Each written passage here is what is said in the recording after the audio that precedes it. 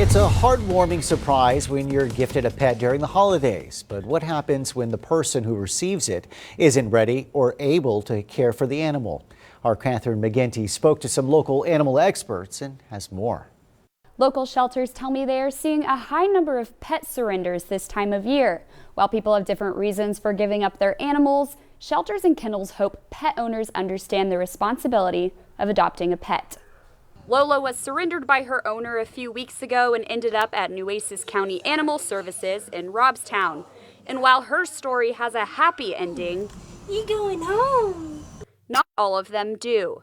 We have a pretty high percentage of people that just abandoned or drop off. We call it surrender, and they'll just bring in their animal and say that they don't want it anymore, and it doesn't seem to faze them if the shelters are full and that if their animal is going to face euthanasia. Over at the Gulf Coast Humane Society, which is a nonprofit and no-kill shelter, it's the same story. So we encourage anybody who's looking to surrender an animal to please go to the appropriate channels, whether it be with us or any other local rescues. In many cases, giving the animals some time to adjust can make a huge difference. These animals have been in kennels for a certain amount of time.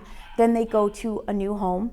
They're not sure if they're going to be going back, because some have been returned before. So there's uncertainty with them. It takes time to adjust to a new home, to new owners, to a new family. Pets are a lifelong commitment. They're not disposable, and it's important that you think very seriously before you acquire one. And this is something the KNAPP family understands as they take home Lola.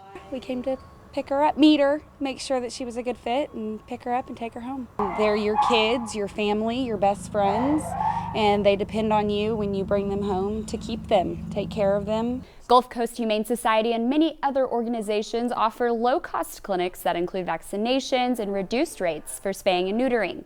They also offer classes and resources to help animals adjust if they are having a hard time in their new home.